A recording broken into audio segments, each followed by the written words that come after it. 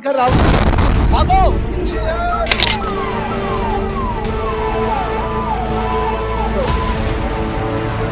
जोरदार धमाका हुआ है, वहाँ पर इतनी जोरदार तेज आवाज आई कि एकदम से शॉक्ड हो गए।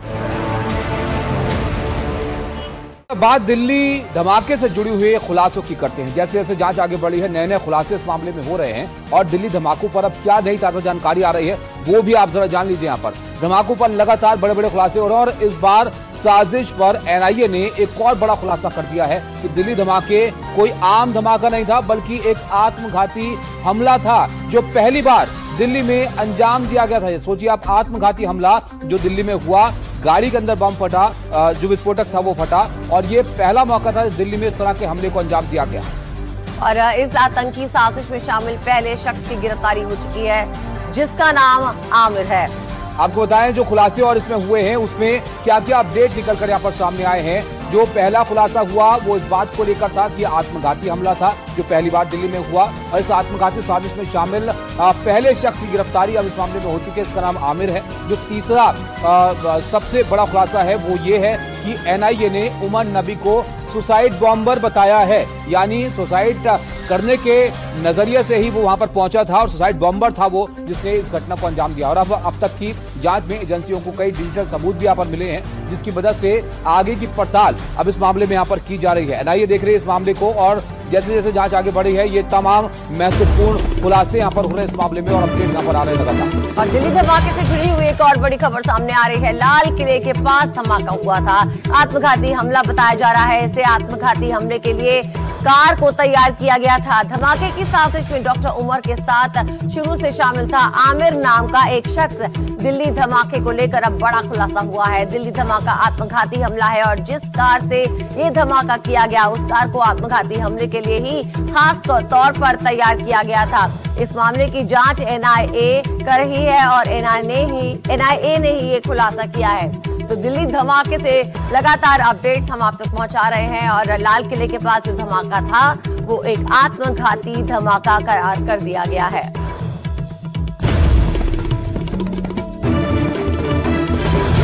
तो बहुत बड़ा अपडेट है ये इस मामले में, जांच इस मामले की जा रही है और दिल्ली धमाके में एनआईए की पहली गिरफ्तारी भी एनआईए की तरफ से हुई है। इस मामले में दिल्ली धमाके में एनआईए ने पहली गिरफ्तारी की है और यहाँ पर आमिर राशिद अली नाम के एक शख्स को गिरफ्तार किया है। पंपोर का ये आमिर राशिद है जो बताया जा रहा है दिल्ली से इसकी गिरफ्तारी की गई है और आत्मघाती हमलावर का सहयोगी ये है।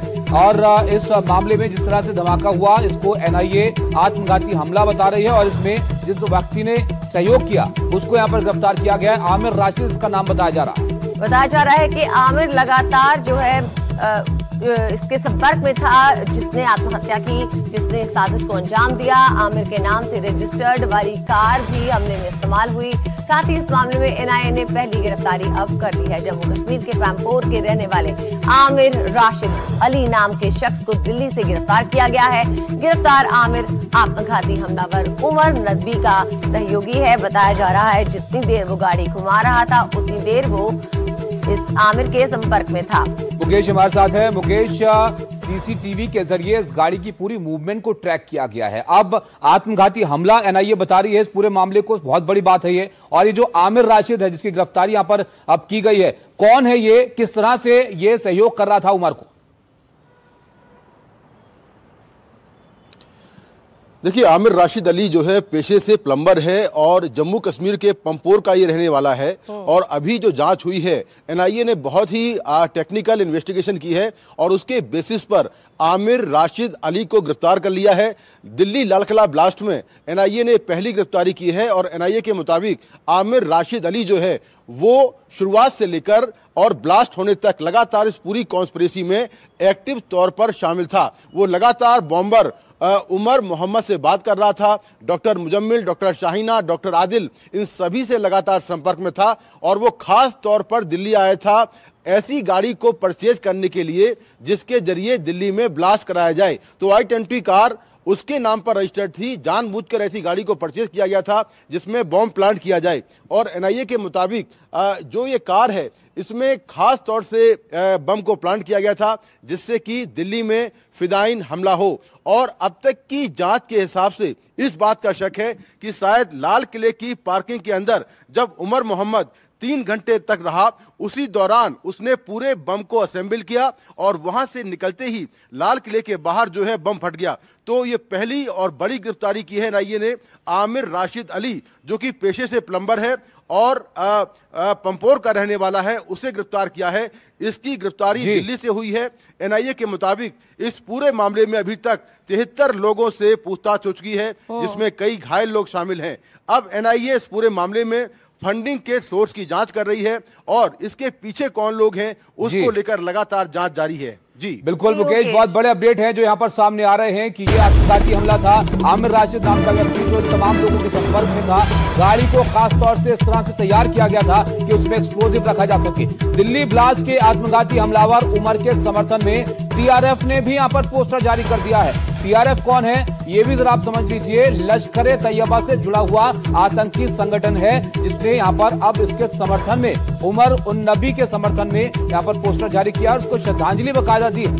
बता दें आपको, डॉक्टर उमर ही है जो इस आत्मघाती हमले में जो है सुसाइड बॉम्बर बनकर घूम रहा था और ब्लास्ट के दौरान उसकी भी जान चली गई और अब टीआरएफ ने उसके समर्थन में पोस्टर जारी किया है। तो लगातार इस मामले में खुलासे हो रहे हैं। आमिर राशिद और उसके बाद उमर के समर्थन में टीआरएफ का पोस्टर लगातार ये बता रहा है कि ये एक टेरर हमला था, एक टेररिस्ट घटना को अंजाम देने की पूरी साजिश के साथ ये ब्लास्ट किया गया।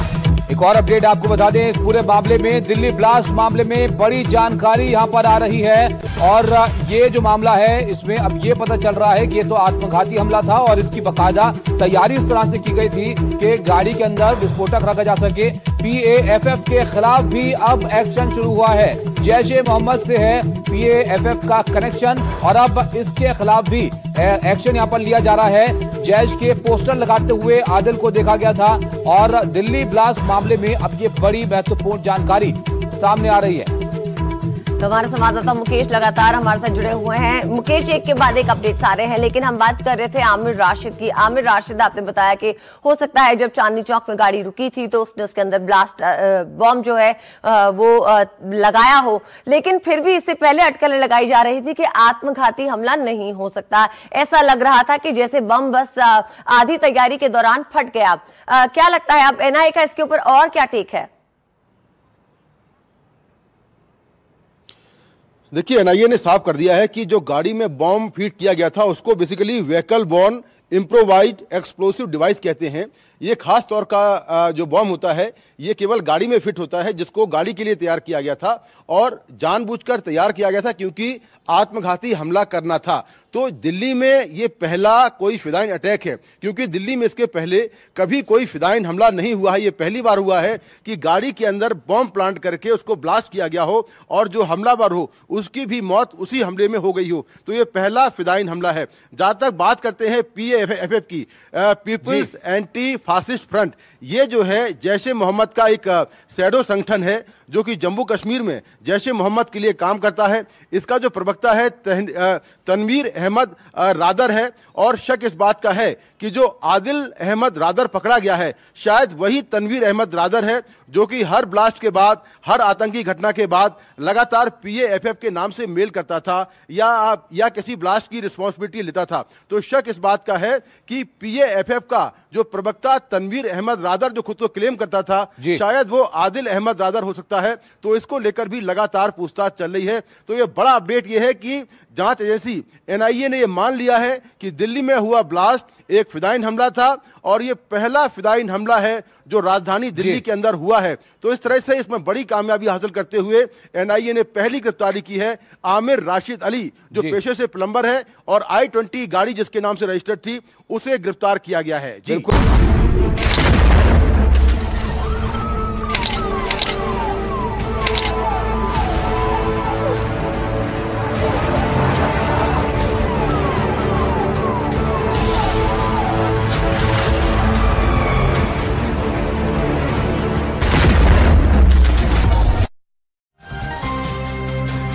और अब दिल्ली धमाके से जुड़ी हुई बड़ी खबर सामने आ रही है। यहाँ पर धमाके से पहले डॉक्टर उमर जो था उसने कई जगहों पर कार को घुमाया था। दिल्ली और आसपास जो एनसीआर के इलाके हैं उनमें अलग अलग जगहों पर ये घुमा रहा था। फरीदाबाद, मेवात और दिल्ली के बीच इसने कार को घुमाया है। 43 से ज्यादा सीसीटीवी कैमरे जो लगे हुए हैं उनमें ये जो धमाके वाली कार है इसकी तस्वीरें कैद हुई है। अलग अलग जगहों की तस्वीरें भी यहाँ पर हम आपको दिखा रहे हैं और ये वही कार है जिसमें डॉक्टर उमर बैठा हुआ था। 10 तस्वीरें आप देखिए तो ये फरीदाबाद, मेवात, दिल्ली कई जगहों पर इसने अपनी कार को घुमाया है। साजिश जो थी वो पहले से यहाँ पर रची गई थी और अब दिल्ली ब्लास्ट के 7 दिन बीत चुके हैं और जैसे जैसे तस्वीरें सीसीटीवी कैमरा खंगाले जा रहे हैं तो एक के बाद एक नई नई तस्वीरें सामने आ रही हैं कि किस तरह से ये कई जगहों पर कार घुमा रहा था। अहम है इसलिए भी क्योंकि देखिए नए जांच में बात सामने आई है कि यह आत्मघाती हमला था और इस गाड़ी को इस हमले के लिए खासतौर से तैयार किया गया था। ऐसे में अलग अलग जगह पर इस गाड़ी का घूमना, इन सीसीटीवी में तस्वीरें सामने आना, क्या ये कोई जगह यहाँ पर तलाश रहा था, क्या और लोग थे जो इसको इन जगहों पर मिल रहे थे या इसका इंतजार यहाँ पर कर रहे थे, तमाम चीजें हैं जो सामने आएंगी इस जांच के अंदर जैसे जैसे जांच आगे बढ़ेगी। लेकिन ये चीजें स्पष्ट हैं कि कई जगह से होकर ये गाड़ी जो है वो गुजरी थी। तेजश्री हमारे साथ है। तेजश्री, अब ये स्पष्ट होता जा रहा है कि ये एक साजिश थी, आत्मघाती हमला, और उसके लिए कई लोग इसकी मदद यहाँ पर कर रहे थे। ये गाड़ी आखिर इतनी जगहों पर क्यों घूम रही थी, इसको लेकर और क्या स्पष्ट हो पाया है? जी बिल्कुल, देखिए आपको बता दें कि आज उस घटना को पूरा 1 हफ्ता हो चुका है और हम उसी स्थल पर मौजूद है, उसी घटना स्थल पर मौजूद है जहां पर ये पूरी घटना हुई थी। i-20 की जो गाड़ी है वो यहीं पर ब्लास्ट हुई थी, उमर यहीं पर मौजूद था। तस्वीरें आपको बताते कि यहाँ पर अभी इस वक्त क्या हालात है। मेरी दाईं ओर आप देख सकते हैं कि चांदनी चौक का पूरा मार्केट है। ट्रैफिक यहाँ पर फिलहाल पूरी तरह से खुल गया है, मूवमेंट, बैरिकेडिंग लगी हुई है। आप देख सकते हैं कि आरपीएफ के जवान यहाँ पर मौजूद है, लगातार दिल्ली पुलिस के जवान भी यहाँ पर तैनात है। लेकिन सबसे महत्वपूर्ण बात सीसीटीवी की जो आप कर रहे हैं, मेरे बाई और ऋत्विक आपको विजुअल्स दिखा रहे हैं, दिखाइए वहाँ पर एम्बुलेंस भी तैनात है और लगातार निगरानी की जा रही है कि किस तरह से यहाँ पर लोग कौन आ रहे हैं, किस तरह की मूवमेंट है। बैरिकेडिंग भी फिलहाल कई सारे इलाकों में की गई है। हालांकि महत्वपूर्ण इस वक्त यह है जानना कि सीसीटीवी कैमरे की यहाँ पर क्या भूमिका है। तो लगभग 44 से ज्यादा सीसीटीवी फुटेज है जिनको खंगाला जा रहा है। बताया यह भी जा रहा है, आपने बिल्कुल ठीक कहा कि पूरी दिल्ली का चक्कर लगाया गया। मयूर विहार फेज 1 भी उमर अपनी कार को लेकर गया, फिर कनॉट प्लेस भी गया, फिर एक सीसीटीवी ऐसा भी आया जिसमें वो मोबाइल की दुकान पर रुका था, जिससे यह साबित होता है कि 2 मोबाइल फोन उसके पास थे। एक उसने चार्जिंग करने के लिए दुकानदार को दिया और उसके बाद उसका पूरा रोड मैप क्या था, ये दिल्ली पुलिस पूरी तैयारी कर रही है ये खंगालने की कि क्या पूरा रोड मैप रहा होगा। सारे सीसीटीवी फुटेजेस उस रोड मैप के वो भी खंगालने की कोशिश की जा रही है, क्योंकि ध्यान रखिए कि ये बहुत छोटा नेक्सस नहीं है। इसमें केवल 1 या 2 लोग शामिल नहीं है, इसमें कई सारे लोग इस पूरे घटनाक्रम में शामिल है। एक बार फिर से तस्वीरें हम आपको दिखाएंगे कि किस तरह की यहाँ पर अब चहल पहल है, हलचल है। लगातार यहाँ पर चेकिंग जो है वो तो की जा रही है। हम ये नहीं कह सकते कि स्थितियां बिल्कुल पूरी तरह से नॉर्मल हो चुकी है, कई सारे चेक पॉइंट्स भी लगाए गए हैं, लेकिन अब लगातार बैक टू बैक इन्वेस्टिगेशन एजेंसियां भी इसकी जांच कर रही है। ईओडब्ल्यू और एनआईए बनी रही है हमारे साथ। जिस तरह से तस्वीरें आप दिखा रहे हैं कि कई सारे चेक पॉइंट्स यहाँ पर बना दिए गए, सुरक्षा और कड़ी कर दी गई है। ताबिश यहाँ पर बिल्कुल, और ये जरूरी भी है जिस तरह से ये नेक्सस यहाँ पर डिकोड हो रहा है, एक के बाद एक इनके कनेक्शन सामने आ रहे हैं। ऐसे में सुरक्षा एजेंसियां भी पुख्ता तरीके से इस मामले की गहनता से जांच कर रही हैं। और दिल्ली धमाके से जुड़ी हुई एक और बड़ी खबर ये भी आई है कि लाल किले के पास जो धमाका हुआ वो आत्मघाती हमला था। आत्मघाती हमले के लिए खास तौर से इस गाड़ी को तैयार किया गया था ताकि इस तरह के हमले को वहां पर अंजाम दिया जा सके। और धमाके की साजिश में डॉक्टर उमर के साथ शुरू से ही शामिल था आमिर नाम का एक शख्स। दिल्ली धमाके को लेकर ये बड़ा खुलासा हुआ है। आत्मघाती हमला था और जिस कार से ये धमाका हुआ उस कार को आत्मघाती हमले के लिए ही तैयार किया गया था। एनआईए इस मामले की जांच कर रही है और एनआईए ने ये खुलासा किया है कि किस तरह से इसे अलग अलग जगहों पर घुमाया जा रहा था और डॉक्टर उमर के साथ शुरू से ही शामिल था आमिर नाम का शख्स। तेजश्री, आप लगातार नजर बनाए हुए हैं, आमिर को लेकर क्या कुछ जानकारी यहाँ पर मिल रही है? क्योंकि 2 फोन इस्तेमाल की भी बात आई डॉक्टर उमर की, वो लगातार संपर्क में था, हो सकता है आमिर ही वो शख्स हो। जी बिल्कुल, देखिए इसमें 3 से 4 अहम किरदार यदि हम बात करें, डॉक्टर मुजम्मिल है, डॉक्टर आदिल है, शाहीन है जो इस पूरे घटनाक्रम की मास्टरमाइंड बताई जा रही है, और उमर तो है ही जिसने पूरे घटनाक्रम को अंजाम दिया था। लेकिन बड़ी बात ये निकलकर सामने आ रही है कि ये पूरी जो घटना हुई है इसके तार केवल भारत या दिल्ली से नहीं जुड़े हुए हैं, लेकिन इसके तार तुर्की, पाकिस्तान, अफगानिस्तान तक जुड़े हुए हैं। और ये पूरा नेक्सस जितना जैसे जैसे जांच आगे बढ़ते जा रही है वैसे वैसे ये सामने आते जा रहा है कि ये नेक्सस जो है वो कितना लंबा है। और साथ ही साथ इसमें कई सारे ऐसे किरदार भी सामने आ रहे हैं जो वहीं पर यूनिवर्सिटी में ही रह रहे थे। और इसी बात को ध्यान में रखते हुए अल-फलाह के जो डॉक्टर्स हैं अल-फलाह अस्पताल के, उनसे भी लगातार पूछताछ की जा रही है, क्योंकि 2900 किलो का एक्सप्लोजिव केवल यूनिवर्सिटी के 200 मीटर के दायरे में मिलना ये कोई छोटी बात नहीं है। और डॉक्टर मुजम्मिल, डॉक्टर आदिल के भाई डॉक्टर मुजफ्फर के साथ कहां पर गया था, जांच में ये निकलकर सामने आया कि ये दोनों पहले पाकिस्तान गए थे। और डॉक्टर मुजफ्फर कहा जा रहा है कि आदिल का भाई है जो इस पूरे घटनाक्रम का एक मास्टरमाइंड भी बताया जा रहा है। और इस वक्त कहा जा रहा है कि वो अफगानिस्तान में है। और इसी बात को लेकर एजेंसियां रेड कॉर्नर नोटिस भी जारी कर सकती हैं कि अफगानिस्तान में वो किस तरह से कहां पर छुपा हुआ है, उसकी क्या कुछ गतिविधियां रही, और भारत में रहते हुए वो किससे संपर्क में था, इनका टेरर मॉड्यूल जो है वो क्या कुछ था, जैश ए मोहम्मद के जो इनके कनेक्शन जो सामने आ रहे हैं, पाकिस्तान में इनका जो कौन सा हैंडलर है वो बैठकर इनकी मदद कर रहा है। और साथ ही साथ ये जो जैश का कनेक्शन है इसको भी यहाँ पर अब खंगाला जा रहा है कि कौन लोग जैश के संपर्क में थे और कैसे साजिश यहाँ पर रच रहे थे। इस बीच आपको ये बताएं, दिल्ली धमाके में एनआईए ने पहली गिरफ्तारी भी की है। आमिर राशिद अली नाम का एक शख्स जिसको गिरफ्तार किया गया है, पंपोर का ये रहने वाला है और दिल्ली से इसकी गिरफ्तारी हुई है। तो आत्मघाती हमलावर का सहयोगी है आमिर रशीद। आमिर के नाम से रजिस्टर्ड थी हमले वाली खाली। तस्वीरें भी आपको हम दिखा रहे हैं और ये तस्वीर साबित शुरुआत में ही आ गई थी कि ये शख्स जो है ये भी कहीं ना कहीं इसमें शामिल था। और साथ ही इस मामले में एनआईए की ये पहली गिरफ्तारी है, क्योंकि अब एनआईए इस मामले को पूरी तरह से संभाल रही है। जम्मू कश्मीर के पंपोर का रहने वाला आमिर राशिद अली जो है उसको अब दिल्ली से गिरफ्तार किया गया है। और आमिर आत्मघाती हमलावर जो डॉक्टर उमर नबी था उसका सहयोगी यहाँ पर बताया जा रहा है। तेजश्री, ये बहुत बड़ी खबर है यहाँ पर, एनआईए के लिए एक बड़ी कामयाबी। जी बिल्कुल, देखिए जांच एजेंसियों के लिए बहुत बड़ी कामयाबी है, क्योंकि ये सबसे महत्वपूर्ण है जानना कि उस वक्त उमर जिसने ये पूरे घटनाक्रम को अंजाम दिया वो किस किस से संपर्क में था। क्योंकि जिस वक्त यहाँ पर हम मौजूद हैं बताया जा रहा है कि ये घटनाक्रम जहाँ ये स्थल सबसे महत्वपूर्ण है, इससे पहले वो सुनहरी मस्जिद गया था।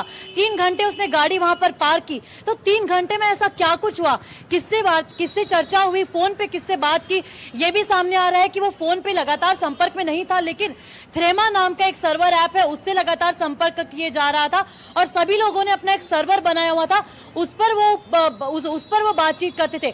अब ये शख्स जिसको गिरफ्तार किया है इसकी कड़ियां कहां पर जुड़ी हुई हैं, इसके तार कहां जुड़े हुए हैं, वो भी बातें सामने आएंगी। क्योंकि डिजिटल एविडेंस इसमें सबसे महत्वपूर्ण किरदार निभा रहे हैं, क्योंकि ये भी पता लगा जा रहा है कि इनकी फंडिंग किस तरह से हुई थी। जो यूनिवर्सिटी है उसकी फंडिंग, क्या कोई फॉरेन फंडिंग हुई है इसमें, और इसीलिए ईओडब्ल्यू और एनफोर्समेंट डायरेक्टरेट दोनों मिलकर अब इस केस की पूरी जांच कर रहे हैं कि क्या यहाँ पर फॉरेन फंडिंग की भी पूरी संभावना है, और यदि है तो फॉरेन फंडिंग कहाँ से हुई, कब हुई, कौन कौन इसमें शामिल था। और जिस शख्स को गिरफ्तार किया गया है उससे भी जाहिर सी बात है ये सब पूछने की कोशिश की जाएगी कि वो किसके इशारों पर ये सारी चीजें कर रहा था, किस तरह से इस पूरे घटनाक्रम को अंजाम दिया गया। क्योंकि 6 दिसंबर वो तारीख थी जब बाबरी मस्जिद के डिमोलिशन के बिल्कुल तेजश्री ये सब किया। तो ये जो भी बातें आप बता रही है यहाँ पर, ये तमाम वो पहलू होंगे जिनकी जांच अभी विस्तार से की जाएगी। किन के साथ संपर्क साधा जा रहा था, कौन वो हैंडलर्स थे जो लगातार इस तरह से कमांड दे रहे थे, और कब से